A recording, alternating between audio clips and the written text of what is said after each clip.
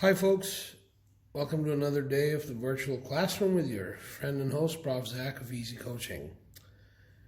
Yesterday, we talked about education, and today I thought I'll come to you with a topic that's close to my heart because I've found my kids guilty of this as well, my own kids. This is something that distracts kids away from education. Yes, I'm talking about the adolescent addiction to technical gadgetry. So what's in it for us? Well, before we get into that, we need to define what addiction is. In my opinion, it's a need or strong desire to do or have something, which is what I define as addiction. And the next question to ask is, are we living in a gadget overload world? An estimated 210 million people suffer from internet and social media addictions. And that continues to grow as our dependency on technology increases. 210 million people, folks. That's almost the population of Pakistan, by the way. Gadget addiction is the use or abuse of gadgets to the extent that it starts to negatively influence our health and life. It affects especially teenagers and adolescents, children the most, because their mindset compels them to explore attractive, wizardly new things all the time. And this is just a term I coined to explain this concept to you better.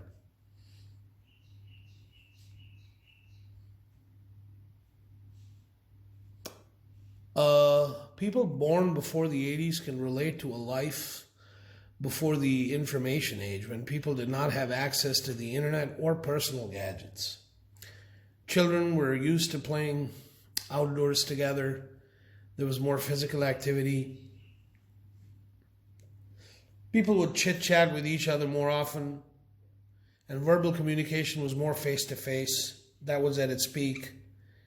There was hardly any technical chat jargon. People knew their spellings really well as they read more books. Spending time outdoors was enjoyable with family and friends. It was more commonplace to get the news from things like the newspaper or the radio. Entertainment came from playing board games, playing sports, going to the movies, watching VHS tapes, and so on and so forth. These days, if I ask my kids to get together and play a board game, it's like I've given them a death sentence, really. They hate doing it.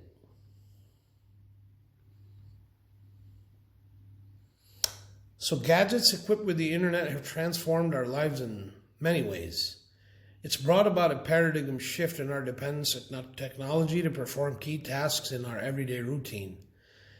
There's pretty much everything on apps. Even health monitoring apps, for example, on the cell phones, smartphones that remind people to walk, run, bike, check their blood pressure even periodically, and things like that. Use of smartphones, mobile phones, tablets it's being more and more used as pacifier for kids. There's capability to share daily life or special events instantly with gazillions of people and see a reaction in a matter of seconds. Ability to read ebooks online on demand, so library visits are just antiquated. There's an improved speed of communication by orders of magnitude, leading to faster decision making. So there's more dependency on gadget-related equipment. Expedited research with access to information galore.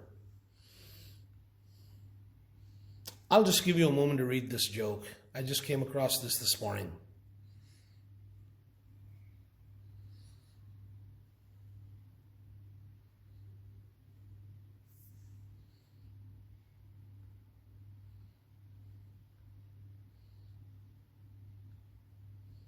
So what are some of the invisible problems associated with gadget addiction?